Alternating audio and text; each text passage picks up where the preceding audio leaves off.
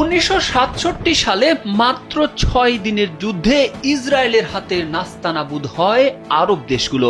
তারপর থেকে ইসরায়েল নিজেকে অপরাজেয় ভাবতে শুরু করে, আর তাই তো সিরিয়া, লেবানন, ইয়েমেন এবং ফিলিস্তিনের নির্বিচারে হামলা চালায় তেল আবিব।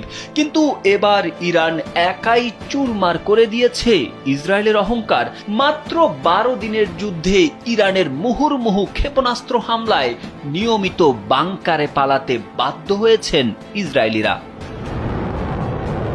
টানা 12 দিন ধরে ইরানের ওপর লাগাতার বিমান হামলার পর ইসরায়েল আদৌ কি অর্জন করলো? যুদ্ধবিরতির ঘোষণা দিয়ে ইসরায়েলি প্রধানমন্ত্রী বেনিয়ামিন নেতানিয়াহু বলেছিলেন লক্ষ্য পূরণ হয়েছে, কিন্তু বাস্তব চিত্র বলছে ভিন্ন কথা।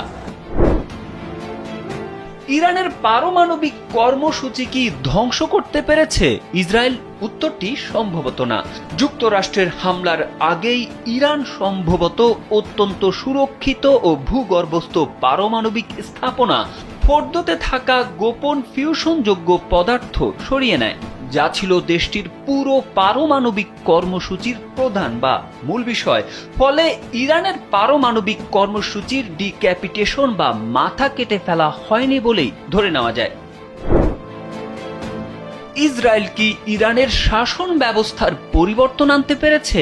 এর সংক্ষিপ্ত উত্তর হলো তারা অনেকটা বিপরীত ফল অর্জন করেছে, কারণ দেশের ওপর আঘাত এসেছে এই উপলব্ধি থেকে বিরোধীরাও সরকারকে সমর্থন করে।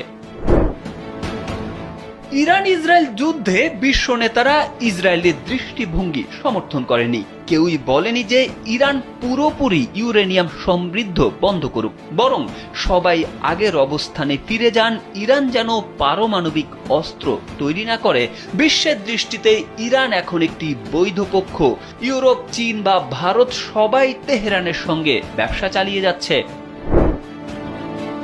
যুদ্ধের শুরুতে ইসরায়েল ইরানের ওপর দ্রুততার সাথে আকাশে প্রাধান্য বিস্তার করতে পারলেও ইরানি ক্ষেপণাস্ত্র বহুবার ইসরায়েলের ভেতরে আঘাত হানে, দেশব্যাপী আতঙ্ক ছড়িয়ে দেয় এবং গুরুত্বপূর্ণ অবকাঠামো ধ্বংস করে। এ সময় ইসরায়েলের প্রতিরক্ষামূলক আয়রন ডোম সিস্টেম ক্ষেপণাস্ত্র সংকটে পড়ে এবং দ্রুত মজুদ ফুরিয়ে যেতে থাকে। এর ফলে অর্থনীতি স্থবির হয়ে পড়ে। এটিও ইরানের জন্য একটি সফলতা।